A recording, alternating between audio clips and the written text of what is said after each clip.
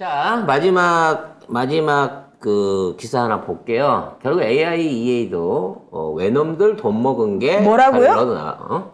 IAEA도 외놈 돈 먹은 게 확인이 됐습니다. 네. 자, IAEA가 일본 편이다라는 얘기는 저희가 계속했습니다. 왜냐하면 IAEA는 국제 원자력 기구, 원자력의 안전성을 홍보하는 국제기구인데 지금 총장 말고 요 전임 총장, 이제 돌아가신 분 있죠. 그분이 10년 동안 총장을 했는데 그분이 일본 사람이었다. 그리고 IAEA에 분담금을 내고 있는 나라 순서가 미국, 중국, 일본이 3위예요. 자, 그런데 여기서 미국하고 일본이 짝짝꿍을 먹어가지고 이 둘이 분담금을 합치면 중국을 훨씬 능가하기 때문에 IAEA 안에서는 미국과 일본의 입김이 겁나 세다. 그래서 짜고 치는 고스톱이고 IAEA가 일본 오염수 관련해가지고 검증조사단을 보내가지고 보고서를 작성한다. 그래서 보고서가 나오면 결정하겠다라고 쉴드를 많이 쳤습니다만 결국 이들이 내놓은 보고서는 다 미국과 일본이 원래 짜놓은 그 틀에 맞춰가지고 오염수 안전하다 식으로 나올 수밖에 없을 것이다. 결국은 뭐 차세대 원전을 하던 기존 원전을 이어나가던 원전 사업을 하고 있는 국제적인 원전 마피아들이 실제적으로 IAEA를 악용하고 있다고 봐야 되는데요. 그렇죠. 자, 미국에서 검사를 했습니다. 공정성을 얻기 위해서. 근데 오히려 진해 본거지에서 검사를 한 거죠. 채취 과정이나 뭐 오염수의 이송 과정, 쉽게 말하면 범죄 현장에서 증거물 하나 나오잖아요. 근데 그 증거물들이 어떤 형태로 경찰의 관리를 벗어난 시점, 예를 들어 분실했던 되찾는다든지 또는 거기에 대한 연속성이 확인되지 않으면 그게 법적으로 인정이 안 되거든요. 그래서 이 오염수 샘플을 채취하고 검사하는 과정들이 사실은 투명하게 공개가 됐었어야 해요. 근데 그런 거 없이 일본이 제공한 샘플을 가지고 미국에 있는 연구소가 결과를 본 거고 우리는 중간에 이게 조작질이 있었는지 어쩌는지 모르는 상태에서 이거를 볼 수밖에 없었다는 거야. 자, IAEA가 이 검증단을 꾸려가지고 지금까지 총 4차례에 걸쳐서 이미 보고서를 냈어요.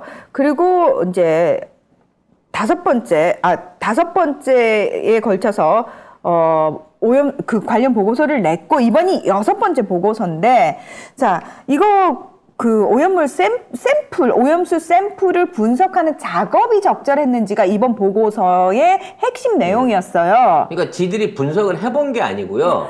일본이 샘플을 분석하는 그 과정이 적절했는지를. 일본 스타일로 처리해서 샘플에 대한 말하자면 오염 여부를 판단하는 방식이 적절하냐의 부분인 거지. 그렇죠. 그래서 산하연구소 3곳과 한국, 프랑스, 스위스, 미국의 연구소 시설에서 일본이 한 동일한 방식으로 수집된 샘플을 함께 분석을 했는데 문제는 뭐냐면 이게 일본이 제공한 샘플이 과연 다른 결과가 나오겠냐는 거예요. 그리고 그 샘플을 처리하는 알프스를 비롯한 각종 그 장비들이 과연 그거를 항상성을 앞으로 2050년도까지 유지할 수 있느냐는 거야. 그럼요. 똑같은 이 품질로 이마만큼 100% 처리되어 나올 수 있다는 거 보증하냐는 거지. 그 태평양 도서 국가의 과학자 그룹이 이제 이 일본이 채취한 오염수 샘플에 대해서 문제를 제기했던 부분이 뭐냐면은 이게 밑에 가라앉아 있는 부분도 있는데 샘플 채취를 위쪽에서 했다는 거예요. 왜 그런 식으로 했냐? 윗물만 뜬 거야. 윗물만. 네. 그러니까 그 샘플 자체가 잘못됐는데 그 샘플 자체가 잘못됐다라는 과학자 그룹의 얘기는 어디론가 사라져버리고. 그러니까 약간 막걸리 같은 느낌이죠. 막걸리를 안 흔들고 위에만 걷어놓고 그럼 맑은 거죠. 건더기가 없다라고 주장을 하고 있는 거야 이게.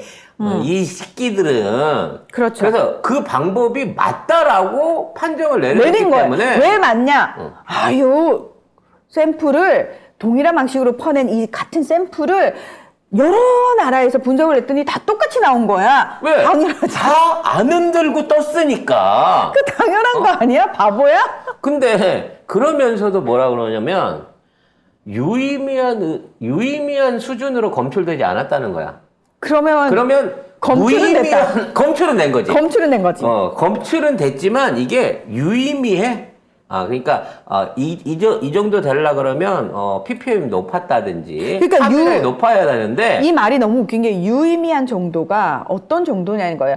먹자마자 바로 피폭돼서 돼지는 정도인지 아니면 한 3개월 후에 백혈병에 걸리는 정도인지 또는 구토와 어지럼증은 유발하지만 뭐 죽을 정도는 아니야. 이게 유의미한 건지. 심지어 그때 달라요. 사람마다 달라요. 그렇지. 이 방사능이 잘 받는 체질이 있고요. 안 받는 체질이 있어요. 뭐 이러고 얘기하면 할 말 없는 거거든요. 그러니까 이 말 자체가 과학에서 유의미하다라는 표현 자체가 얼마나 무슨 뜬구름 잡는 얘기예요.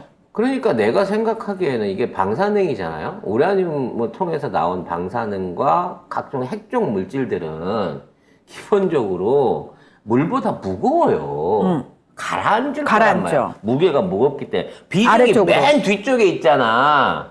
그러니까 위쪽에 있는 거는 삼중수소, 수소기 때문에 위쪽에서 검출될 수 있는 거지만 막걸리 밑바닥에는 진짜 진국과 건더기가 거기다 있단 말이야. 그러면 이걸 한번 흔들어 봐서 맛을 보든가 아니면 그 밑에 있는 것까지 떠올려 갖고 도대체 제일 심한 건 얼마만큼 심한 거야? 라고 확인할 수 있는 과정을 거쳐 갖고 샘플을 채취해야지. 윗물만 떠갖고 실험을 해봤는데 어디서나 결과가 똑같이 나왔으니까 샘플은 괜찮은 거야. 왜 이렇게 일을 복잡하게 해? 그냥 감지기 갖고 들어가갖고 탱크에 가갖고 맨 밑바닥에 있는 거 긁어 올려. 그래갖고 야 이거 제일 진하게 건진 건더기인데 도대체 이게 얼마나 심한 거냐라는 기준으로 처리를 해야 그것까지도 완벽하게 제로로 만들 수 있다고 해야 이게 처리가 되는 거구나 하는 거지. 그럼 바로 걸리니까 안 되지. 결과적으로 우리가 원하는 결과는 정해져 있고 그 결과에 맞추기 위해서 최대한 과정을 맞추는 거지. 그러니까 우리가 원하는 그러니까 이 태평양 주변 피해국들이 원하는 방식으로 얻어낸 샘플을 공정하게 처리해갖고, 공정하게 조사를 해가지고 정말 믿을 수 있는가라고 하더라도 만에 하나의 위험성을 생각해서라도 이걸 못하게끔 해야 된다는 거지. 그렇죠. 그래서 이걸 하려고 하면 못 믿는다, 안 된다, 라고 얘기를 해야 되는데, 우리나라에서 원자력 안전을 담당하는 공식적인 대한민국 기관이 여기에 대한 반대를 안 하고 있다는 거야. 그게 문제예요. 야, IAEA 못 믿어? 국제기구인데 그 국제기구에서 괜찮대잖아. 우린 그 권위를 인정합니다. 이러고 먼저 설레발을 쳤다라는 거죠. 미국 놈이 싸는 똥은 향기롭고 맛있다는 얘기나 똑같은 거잖아, 지금. 또 똥 얘기 더러워. 아무튼. 예. 결과적으로 이와 같은 방식으로 방류를 이거를 이제 묵인해 갖고 방류가 본격적으로 시작되잖아요. 그러면 태평양 연안에 있는 국가들, 대도국들, 모한 국가들은 다 우리 원망할 거예요. 일본이 한국도 하는데 한국도 참는데 니들이 뭔 상관이야? 이씨 멀리 떨어진 것들이 이렇게 이 논리로 갖다가 밀어붙이면 아무것도 되는 거 없거든요. 걔들이 무슨 외교력이 있고 뭐 군사력이 있고 경제력이 있어갖고 일본에다 경제 제재를 하겠어요. 군사적으로 위협을 할 수 있겠어요. 이거를 막을 수 있는 나라는 사실상 미국하고 우리밖에 없어요. 이때 중국이 좀 끼워주면 얼마나 좋아? 아니 중국은 왜 입으로만 경고를 하고 있지? 나 생각보다 중국 실망이야. 중국이 이번에 우리나라만 딱 찍어가지고 4대 불가사항에 대해서 공식적으로 발표를 했어요. 근데 왜 우리나라만 딱 찍었냐고. 지금 하는 짓 보면 일본이 더 얌생이 짓을 하고 있는데 우리나라한테 이런 얘기를 했단 말이야. 이게 내용이 뭐냐 그러면 일단 대만 문제에서 중국의 이익을 건드리지 마라. 그리고 친미 친일 정책을 지금처럼 펴나가면 한반도 정책 우리 협조 못한다. 문재인 대통령이 다 얻어놓은 걸 무산시키는 거죠. 그리고 앞으로도 이러한 행위가 계속될 시에는 니네들하고 행사 못한다. 뭐 이런 식의 지금 얘기를 하고 있는 거야. 근데 중요한 건 뭐냐면 이건 사실상 단교 조치 이전에 할 수 있는 가장 강력한 경고를 한 거예요. 근데 또 이거에 대해서 우리나라 외교부가 아우, 이거 우리 통보 안 받았어. 이거 사실 아니야. 또 부인했어요. 일단 무조건 이 정부는 무조건 아니래. 같은 사안을 놓고 왜 외국 언론하고 우리 언론하고 이렇게 차이가 나는지 나는 이해를 못 하겠어요. 비슷한 것도 아니야. 이제는 아예 없대. 예전에는 핑계를 댔잖아요. 중국이 이렇게 말하는 거지만 맥락을 보시라고. 이거는 우리랑 친하게 지내는 연애 편지라고. 요런 식으로 했었거든요. 그러니까 한겨레가 초반에는 그 한중 외교 국장급 협의 당시에 이 4대 불가 입장을 통보를 했다. 그리고 김태효 국가안보실 제1차장과도 비공개로 만났다. 이런 내용의 보도를 내놓은 거에 대해서 외교부가 사실 무근이다. 그러면서 뭐야, 그 외교부 국장들은 그냥 상호 관심사안에 대해서 폭넓게 의견을 교환했을 뿐이야 라고 해명을 했답니다. 아니 외교부의 국장 정도 되는 사람이 말했으면 그게 지 개인적인 공명심의 한 말이겠어, 그 말이? 아니죠. 그걸 갖다가 걔가 농담한 거예요. 우리는 공식적으로 본 적 없다니까?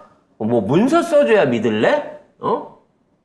어떻게 뉴스에서 동네방네 경고해줘야 믿어? 만약 이게요 사실이라고 그러면 이런 내용이 나간다 그러면 야 이거 중국이 한국이랑 단교하려나 보다. 처음에는 왕래부터 줄이고 사람들 왕래부터 줄이고 자국민 빼가고 나중에 경제제재까지 나중에 단교하게 되면 경제교류까지 끊겠구나 라는 부분까지 생각합니다. 걱정을 해야 돼.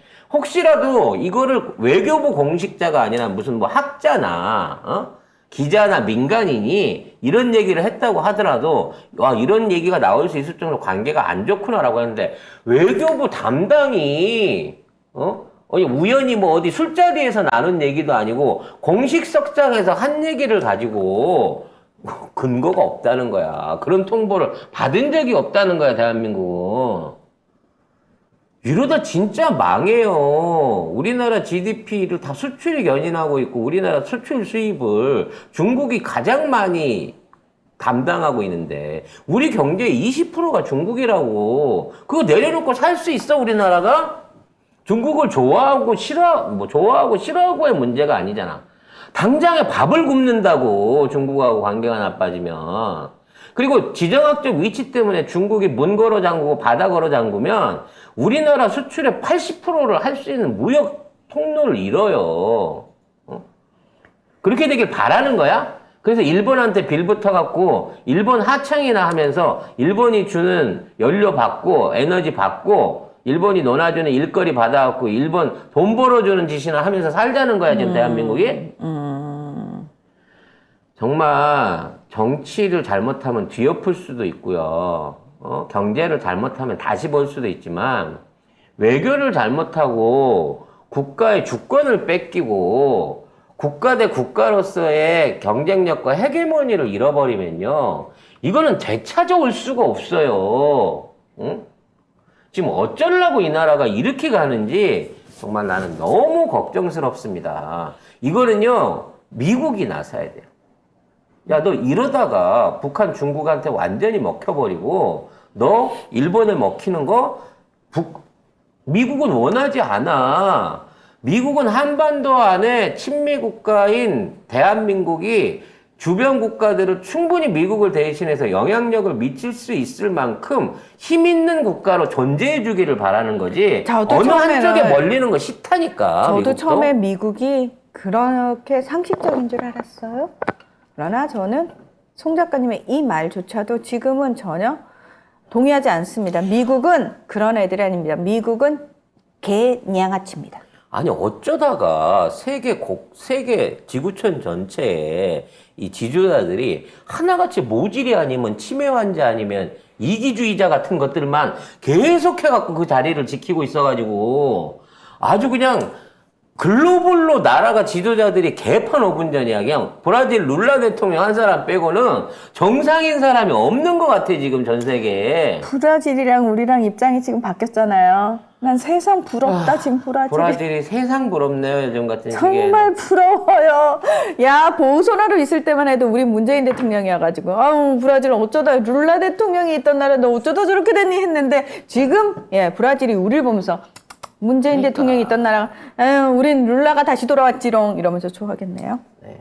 아마 윤석열은 룰라를 불러갖고 이미지 세탁을 하고 싶겠지만, 룰라는 거들떠도 안 볼 겁니다, 윤석열에 대해서.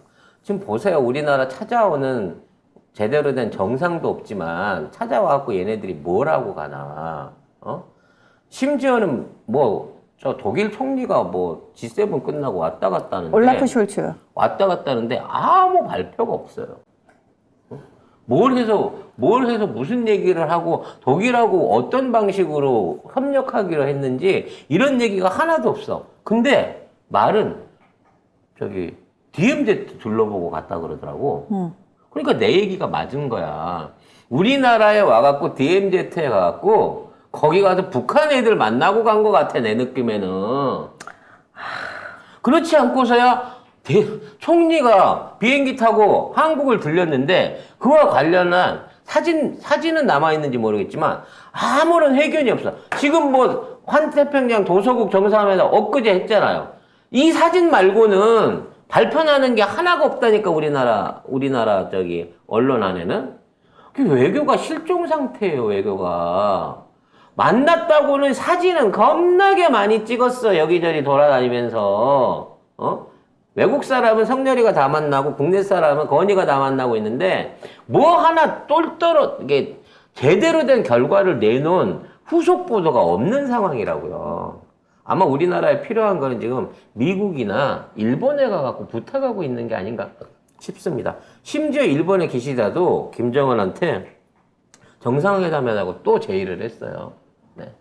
근데 정작 우리는 이렇게 미사일을 쏴도 NSC도 안 열고, 이러고 돌아다니고 있습니다, 우리나라 외교는.